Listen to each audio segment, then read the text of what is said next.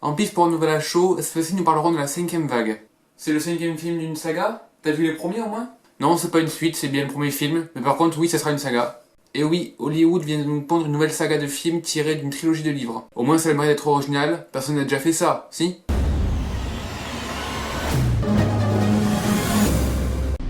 Bienvenue chez les audacieux.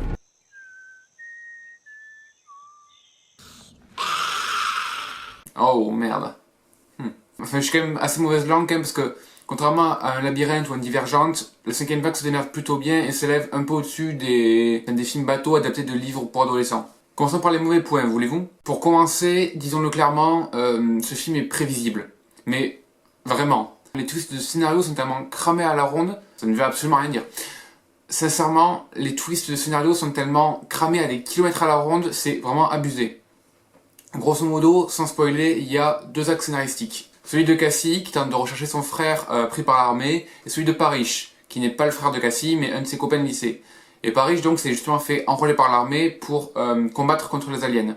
Et l'on voit son évolution, donc, au sein de l'armée. D'ailleurs, l'armée, on dirait clairement des Saiyans, parce qu'ils ont ils ont des casques spéciaux avec une espèce de visière qui prend juste cet œil-là. À la Vegeta, ça m'a fait assez rire pendant le film. Donc, du coup, autant le scénario de Cassie est assez intéressant, j'ai trouvé. Quoique plus ou moins niais à certains passages, ça reste quand même un film pour adolescents. Autant celui de Paris, je manque clairement d'inspiration. Un autre problème est, comme tous les films, l'image de la jeunesse américaine que l'on fait transparaître. Enfin là, au début du film, on voit la vie normale que mènent les gens avant que la première vague n'arrive. Et du coup, on a un monologue de Cassie qui dit qu'elle était une fille donc normale. Et par normale, elle entend donc qu'elle allait à des fêtes de 60 personnes, avec une grande piscine et avec les mythiques gobelets en plastique rouge qu'on voit dans absolument tous les films. Et du coup, ça faisait tellement cliché que pendant cette scène-là, mais j'ai un peu vomi dans ma bouche quand même, parce que c'était vraiment trop de clichés en un coup. Après, heureusement, le film s'améliore grandement. Voilà, je pense que c'est à peu près tous les reproches que j'ai à faire à ce film. Ah si on veut chipoter un peu plus, on peut dire que la morale à la fin du film a déjà été vue 100 fois, elle ne renverse pas l'univers cinématographique et donc ne transcende pas grand monde, mais bon, c'est vraiment pour chipoter. Hein. Bref, passons à ce qui allait bien dans ce film. Moi j'aime ce qui est bien, c'est mieux que ce qui n'est pas bien. Captain Obvious. Premier bon point, c'est que malgré ces clichés et le fait qu'il soit assez prévisible, l'histoire est quand même assez originale. Parce qu'au milieu des films adaptés de romans de littérature jeunesse qui se ressemblent tous encore plus les uns que les autres, de voir un film qui se démarque un peu avec une histoire un temps soit un peu différente, ça fait du bien. Parce que donc ici, bien que le scénario soit plus ou moins prévisible, plutôt plus que moins quand même, il a néanmoins le mérite d'être allé chercher un peu hors des sentiers battus, jalonnés et goudronnés par Harry Potter, puis Twilight et Hunger Games. Même si je n'aime pas Twilight, on ne peut pas cacher le fait qu'ils ont servi à démocratiser les adaptations de livres de littérature jeunesse. Donc on peut au moins accorder comme crédit à la cinquième vague d'être assez original dans les grandes lignes du scénario. Ensuite, les acteurs sont pas trop mal, même si on voit quand même que dans certaines scènes, Chloé Grace Moretz, donc l'héroïne, tente de recréer une sorte de Katniss 2.0, mais bon, c'est pas bien grave, d'autant plus que le rôle de Katniss est bien, donc bon, une espèce de pseudo-copie, ça marche aussi quoi. C'est juste que du coup, il y a certaines scènes, quand elle se fait blesser ou qu'elle doit tuer quelqu'un ou un truc comme ça, qui font assez écho à Hunger Games. Enfin, parlons de la réalisation.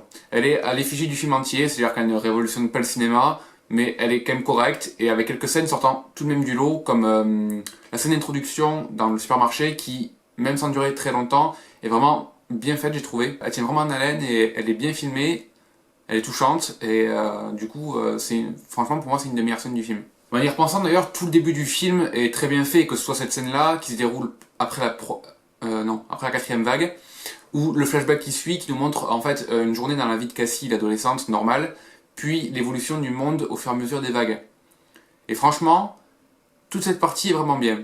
Les scènes sont belles, bien pensées et travaillées, on s'intéresse à l'histoire et à ce qu'il s'y passe. J'ai vraiment beaucoup aimé ce début de film. Et puis voir les différentes vagues arriver et la population se faire décimer peu à peu, il y a eu des choix de réalisation pour montrer ces vagues-là justement, qui sont vraiment bien faites. Par exemple, il y a une scène pour la deuxième vague, je crois, où il y a un tsunami qui ravage le monde. Et du coup, on voit le tsunami qui arrive dans une espèce de grande ville avec plein d'immeubles et tout. Et en fait, on voit tout le monde qui court pour s'abriter et tout. Et il y a juste une fille qui est debout en train de regarder le tsunami arriver et qui se fait après ravager par le tsunami. Et cette scène-là, elle est vraiment imposante quoi. Et du coup, j'ai vraiment rien à reprocher au premier quart du film à peu près, qui pose vraiment ses couilles et qui est vraiment imposant et était vraiment bien. Même si par la suite, dans le reste du film, les faiblesses de scénario ont quand même un peu baissé la qualité, mais bon. Bref, en définitive, je ne sais pas trop si je dois vous le conseiller ou pas. Enfin, si vous aimez bien la science-fiction ou les films dans la trempe de ce qui se fait ces dernières années en matière de films pour adolescents, tout en restant quand même au-dessus de ses prédécesseurs sur plusieurs points, eh bien allez-y, je pense qu'il vous plaira sincèrement. Pour ma part, j'avoue que je suis assez mitigé quant à son égard parce que même s'il n'est pas mal du tout, il ne m'a en rien transcendé comme l'aurait pu faire le premier Hunger Games par exemple. Du coup voilà, à vous de voir s'il vous tente ou non. Moi je vous dis à la prochaine, gardez la forme. Si cette vidéo vous a plu, aimez-la et abonnez-vous à la chaîne pour ne pas rater les prochains avis à chaud. Et je vous dis à la prochaine. Téléportation.